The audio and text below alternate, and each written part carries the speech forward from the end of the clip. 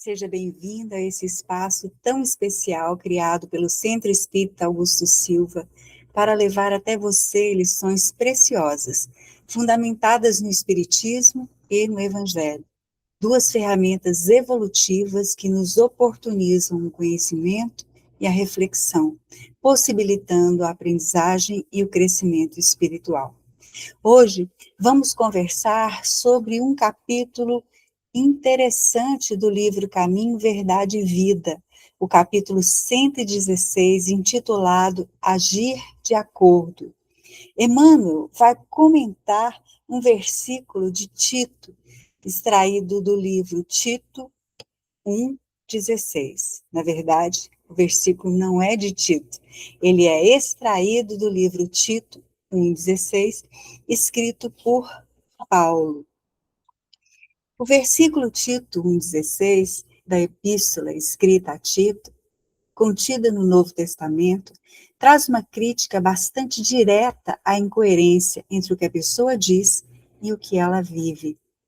A carta foi escrita pelo apóstolo Paulo de Tarso a Tito, que estava liderando as comunidades cristãs na ilha de Creta.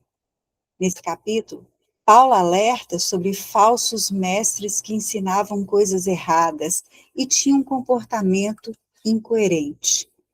A relação entre Paulo e Tito é um dos exemplos mais fortes de mentoria, confiança e parceria no início do cristianismo. Era uma relação de pai e filho fundamentada no trabalho, no propósito em que eles se vinculavam. Paulo chama Tito de verdadeiro filho na fé.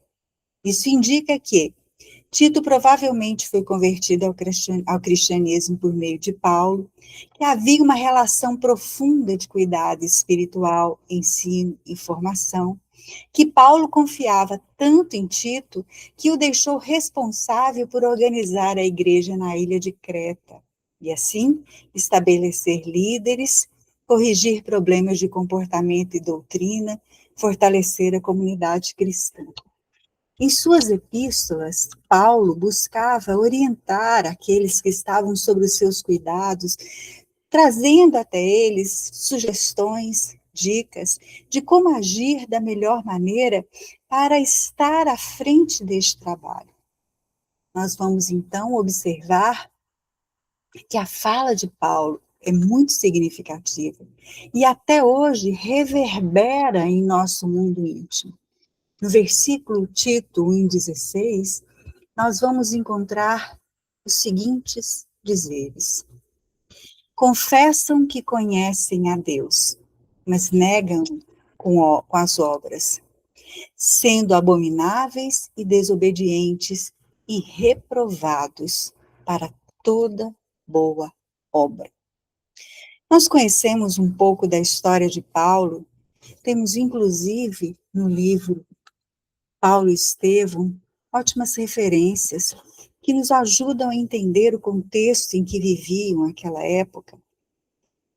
Vamos compreendendo que Paulo era um homem extremamente sério, com o mesmo vigor que conduziu o seu trabalho junto à defesa do Velho Testamento, ele conduz o seu trabalho de divulgação do cristianismo. E ele teve um papel importantíssimo nessa tarefa. Ele foi um dos responsáveis pela divulgação do cristianismo fora do mundo judeu, porque ele o levou a todas as pessoas, inclusive aquelas que não eram da sua crença. E isso foi importantíssimo para que a doutrina do Cristo, que os ensinamentos, melhor dizendo, do Cristo, fossem espalhados pelo mundo e tivessem hoje a força que eles têm.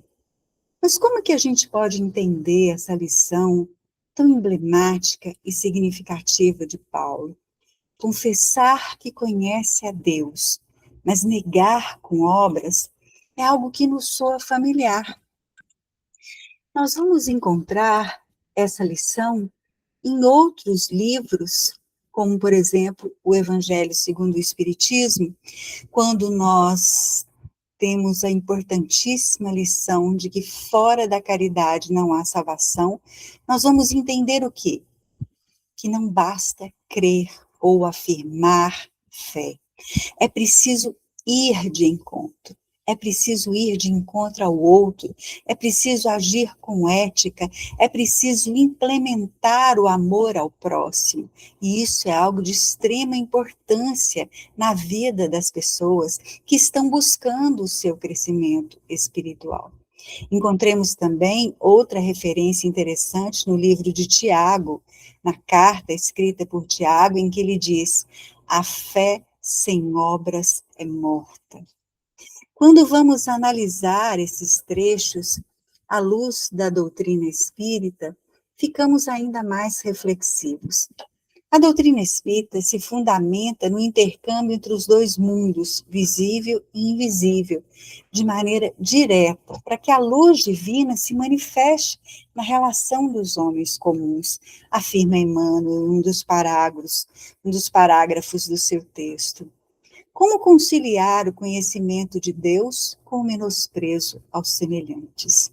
Essa indagação ressoa em nossa mente, nos fazendo refletir profundamente sobre qual o objetivo principal de estarmos encarnados. Tendo a oportunidade de conhecer a doutrina espírita, esta alavanca que nos permite avançar, que nos oportuniza a possibilidade do avanço, tendo a possibilidade de refletir sobre as lições deixadas por Jesus à luz da doutrina espírita, que tanto clareiam e possibilitam o aprendizado mais profundo de conceitos simples, mas extremamente consistentes e necessários para o nosso crescimento espiritual.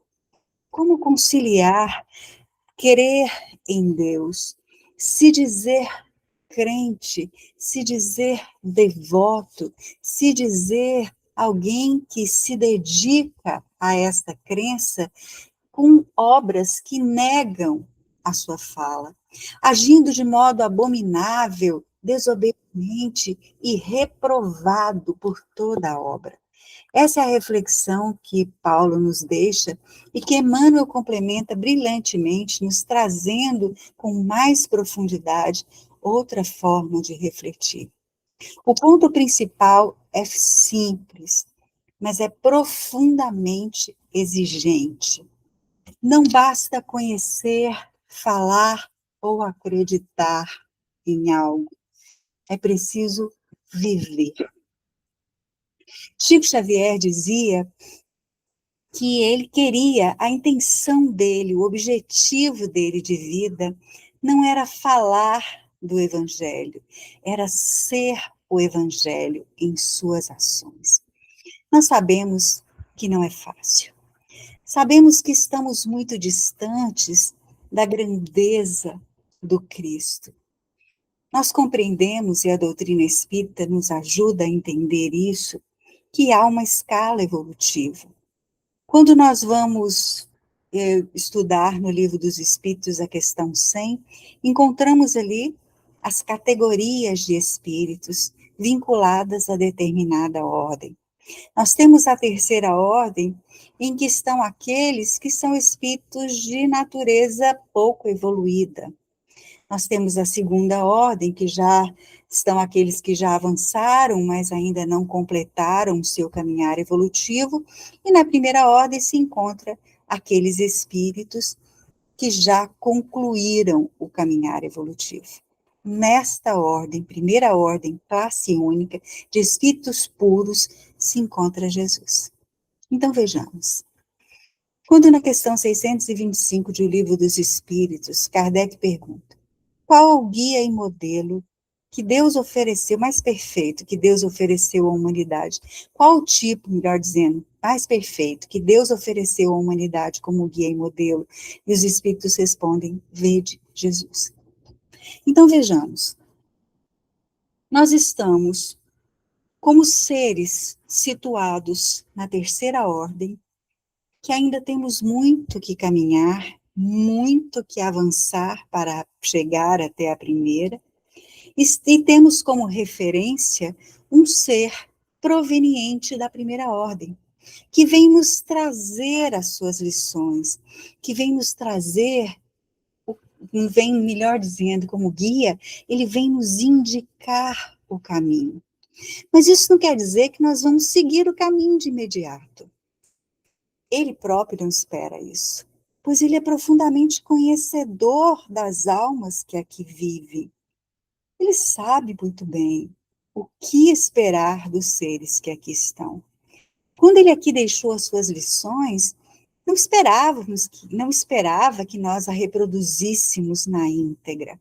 Sabia da distância evolutiva que há entre nós. O que ele nos mostrava é o caminho que devemos trilhar para chegar até o ponto final desta caminhada. Então, se nós pensássemos numa corrida de 10 quilômetros, Jesus já chegou ao final, já ultrapassou a linha de chegada. Nós ainda estamos nos primeiros quilômetros. Estamos começando a correr. Estamos começando a nos dar conta da importância dessa existência. Então, as suas lições, assim como de todos aqueles que estiveram no seu entorno, como Paulo, que nos deixa essa lição, que deixa essa lição a Tito, mas que nos serve hoje com muita atualidade, porque nós também vivemos questões semelhantes. Também nós temos dificuldade para alinhar aquilo que falamos e aquilo que fazemos. E isso, até certo ponto, é natural no processo. Porque quando refletimos que não basta conhecer, falar ou acreditar, é preciso viver, estamos nos atentando para esse fato. É como se um despertador tocasse em nossa mente e nos trouxesse a clareza de entender que este versículo denuncia uma das maiores ilusões espirituais, a de achar que a fé intelectual é suficiente, ou de saber sobre, ou a ilusão de saber de que saber sobre Deus equivale a estar alinhado com Ele. Então, esse é o despertador. Isto é o que nos chama a atenção na lição para que pensemos, opa, mas será que estamos conduzindo da melhor maneira a nossa caminhada evolutiva neste planeta? Será que estamos passando pelo termômetro espiritual que é a conduta, concretizando as nossas proposições de antes de encarnar? Ou será que estamos nos assemelhando a papagaios, repetindo lições que nós sequer refletimos internamente sobre elas? Esta é a grande reflexão. Esse é o grande ponto para que você que está aí me ouvindo nesse momento, em que essa live, essa mensagem chegou até você de alguma maneira, para que você reflita sobre qual tem sido o seu papel diante de todo o aprendizado adquirido com a doutrina espírita. O que você tem feito do muito que tem recebido? Você tem parado para refletir e trazer essas lições para a sua vida prática, para o seu dia a dia? Ou elas continuam associadas apenas às suas palavras? Esta é a reflexão que nos propomos nessa tarde. O Espiritismo valoriza muito o estudo. Isso é importantíssimo. Kardec dizia em uma das suas frases mais conhecidas, que está registrada no Evangelho segundo o Espiritismo: Espíritas, instruí-vos, amai-vos e instruí-vos. Então, o conhecimento é importantíssimo. Emmanuel dizia que a gente evolui a partir de duas asas: a do conhecimento, a da razão, e a do sentimento, a da vivência do conhecimento. Essas são as duas asas que alavancam o crescimento espiritual do espírito. Acessar o conhecimento é muito fácil, muito fácil.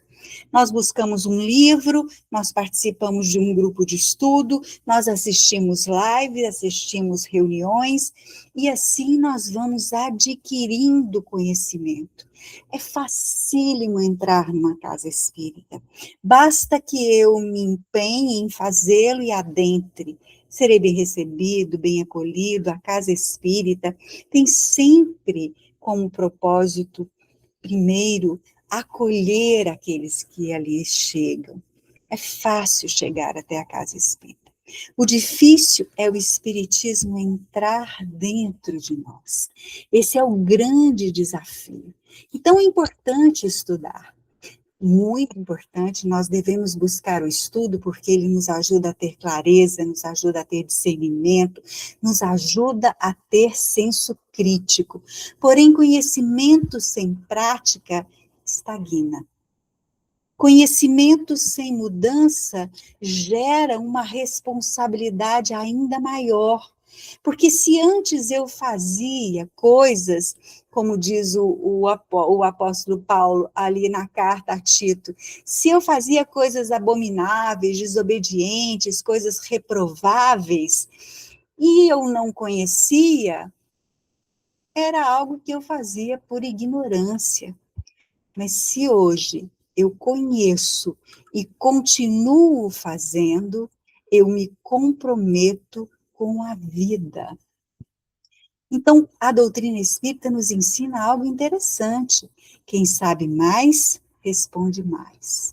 Então, agir de acordo com aquilo que aprendemos significa alinhar pensamento, sentimento e ação.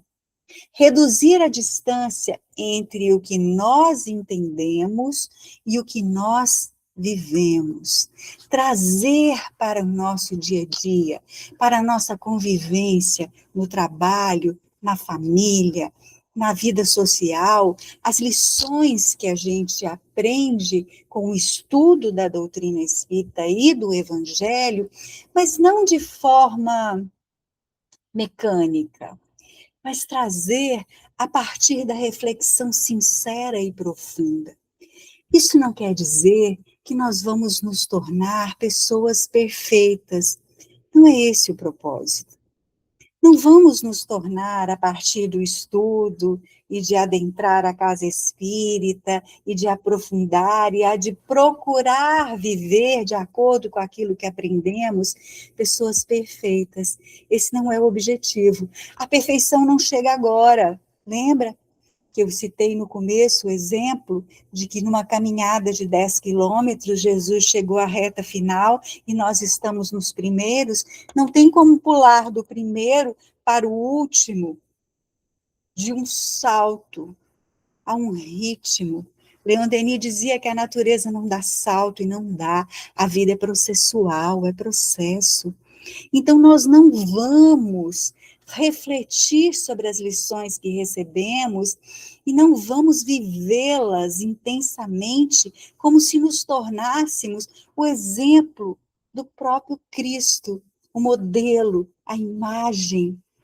O que a lição do Paulo, comentada por Emmanuel, nos propõe é refletir sobre nossas ações, observando os pontos divergentes entre o que aprendemos e o que praticamos, procurando alinhar as duas coisas na medida da nossa possibilidade. Esse é o grande pulo do gato. Muitas vezes, nós queremos atropelar o processo.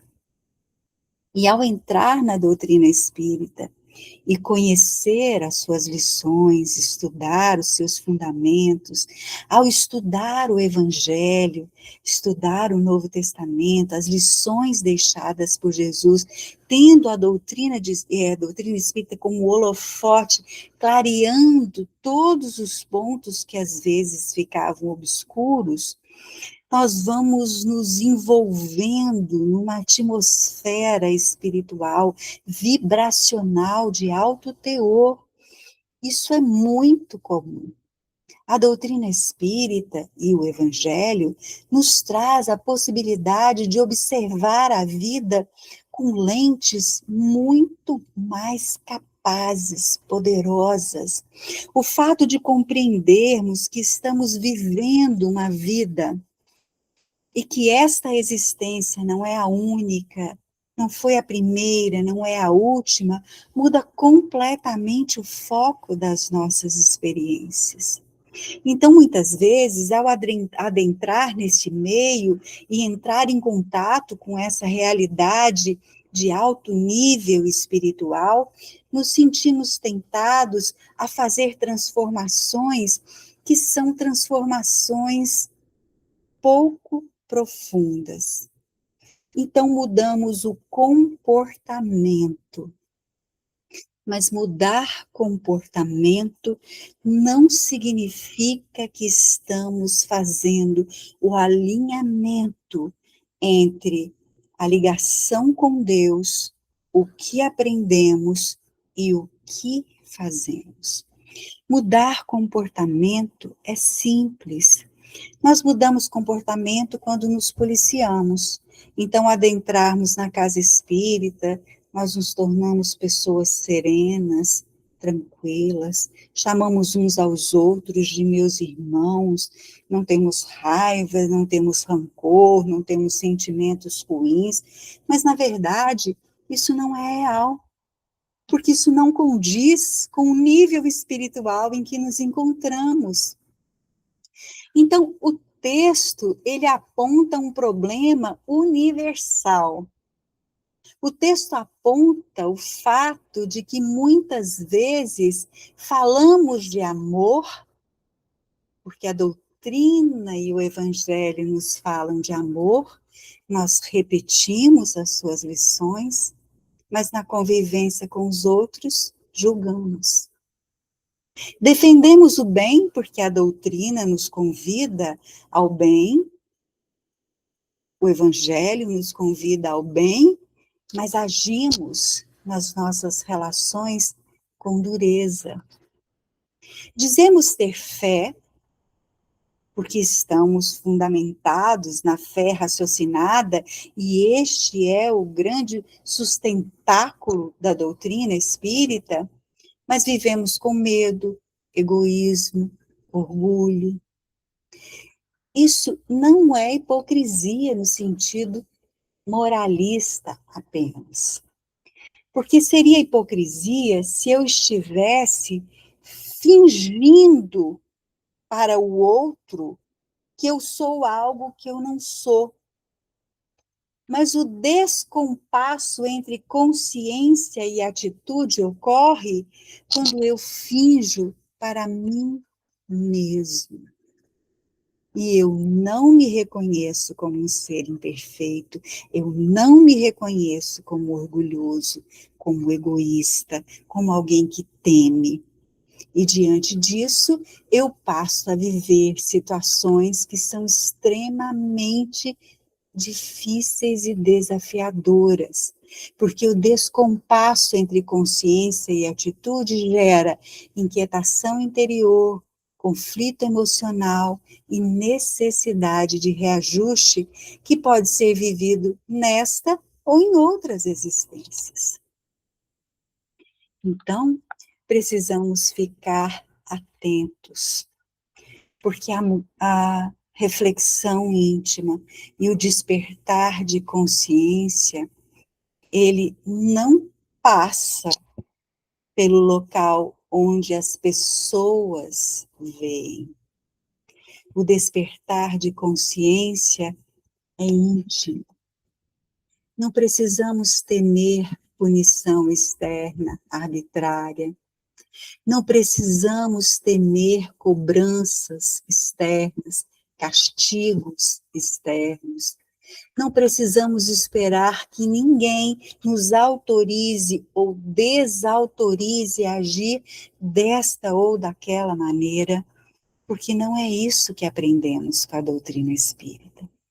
O que a doutrina espírita nos ensina é a construir a nossa própria história, a escrever o contexto das nossas vivências, a partir das nossas escolhas e experiências.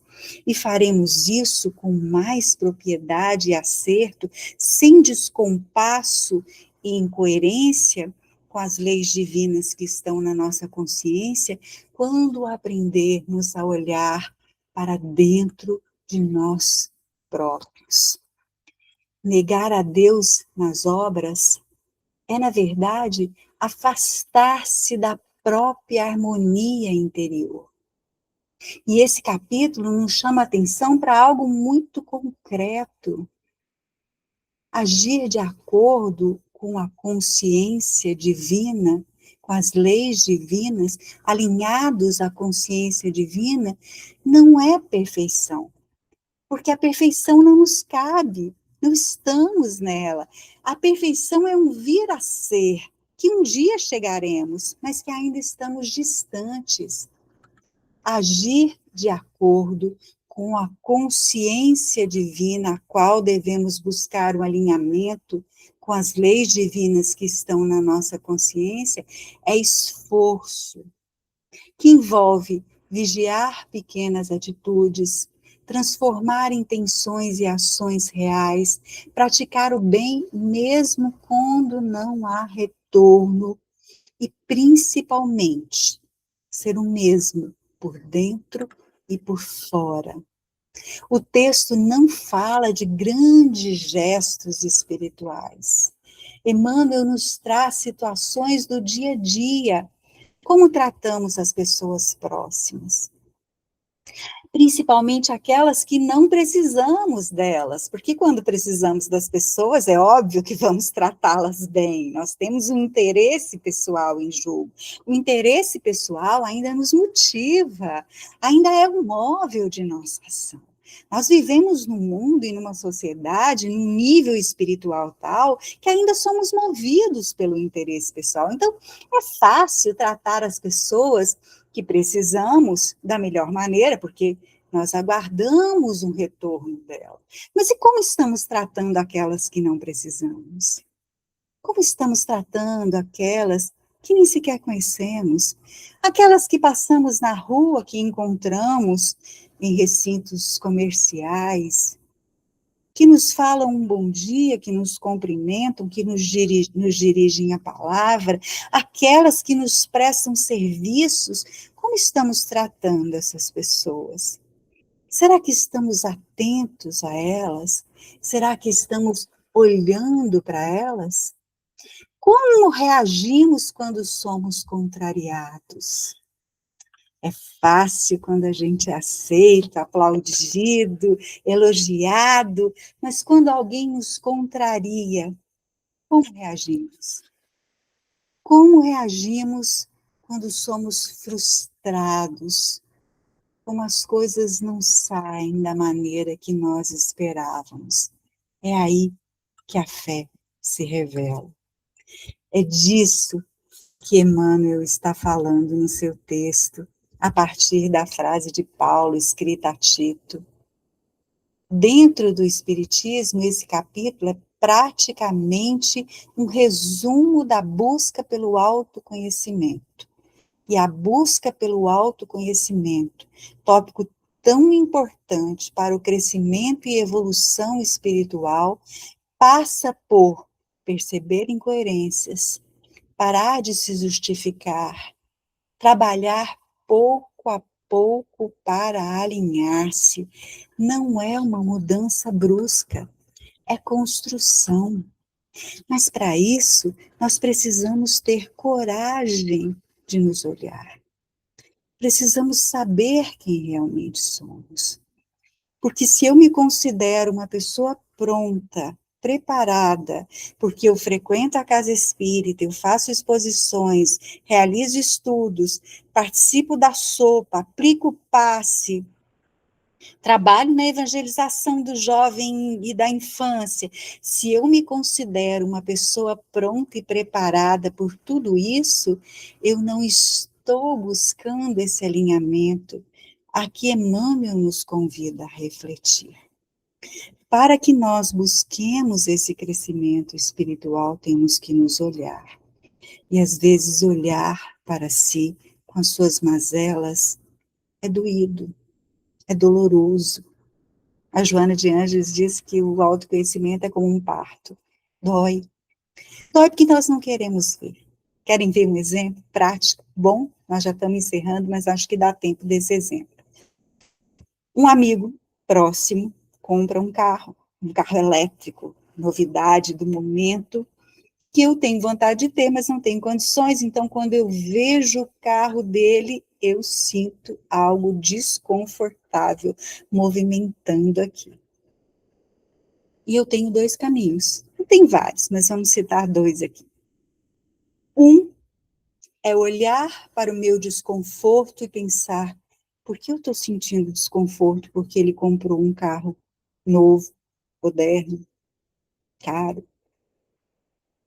E começar essa indagação em mim, olhando para mim mesmo, tirando o foco dele. O outro caminho é manter o foco nele, esquecer do meu desconforto, distrair a minha atenção, voltar-me para ele e pensar, mas como ele comprou esse carro, ele não ganha tão bem assim, qual será que foi o caminho? Será que ele está envolvido em falcatruas? E às vezes chega a um ponto tal que não só conjecturo, mas saio falando com pessoas. E ao fazer isso, eu tenho a ilusão de que a questão em mim não é importante, que o desconforto em mim e tudo aquilo que está por trás desse desconforto não vale a pena ser mexido. E eu inverto os fatores e justifico, não, mas eu quero ser justo, precisamos ser justos, nós somos espíritas, temos que agir corretamente, encontramos argumentos que o intelecto nos oferece num mecanismo de defesa do ego que Freud já estudava, chamado racionalização, e vamos seguindo a vida. Mas se procurássemos seguir o outro caminho, olhando para nós próprios, reconheceríamos: estou com inveja. Que triste. Já estudei tanta coisa, já vi tantas coisas relacionadas ao crescimento, à evolução do ser, já aprendi muitas outras importantes que me ajudam a enxergar a vida de maneira diferente, mas ainda sinto inveja. Quando eu olho para mim e percebo que ainda sou uma pessoa invejosa, isso me desestabiliza, me fere, mas me ajuda a crescer. Porque aí eu preciso encarar a mim mesmo. O que está por trás da inveja? Dizem os psicólogos que a inveja ocorre todas as vezes que nós nos comparamos com o outro e nos sentimos piores. Então, o que está por trás da inveja talvez seja uma baixa autoestima, um sentimento de inferioridade, de onde vem, e eu vou me aprofundando cada vez mais, tentando encontrar a raiz que se encontra em mim, não se encontra no outro. É doloroso, mas isso me humaniza. E ao me humanizar, eu tento buscar agir com isso, sem me enganar, e posso até chegar para o amigo e dizer, me diga, vi que você comprou um carro, menino, que carro bonito, me conte como você fez, eu também quero ter um carro assim. Eu estou lidando, eu estou materializando aquela gama de sentimentos que tive. E ao encontrar outras pessoas no caminho que possam viver situações semelhantes e observá-las em ocasiões em que demonstram ter o mesmo sentimento, eu não as julgo, não as culpo e não as condeno, porque eu reconheço, se eu sou assim, por que o outro não pode ser? Este é o caminho. Não é um caminho fácil, mas é um caminho que nos ajuda a crescer. A mensagem final do capítulo é firme. Deus não é negado pela dúvida, é negado pela incoerência. A mensagem também é consoladora. Ninguém precisa ser perfeito, mas todos são convidados a evoluir. Agir de acordo com a consciência desperta, alinhado com as leis divinas que estão em nossa consciência, significa diminuir a distância entre o que sabemos e o que fazemos, transformar fé em vida, tornar a consciência mais leve e verdadeira. Este é o ponto. Este é o convite. Este é o caminho. Que Jesus nos abençoe.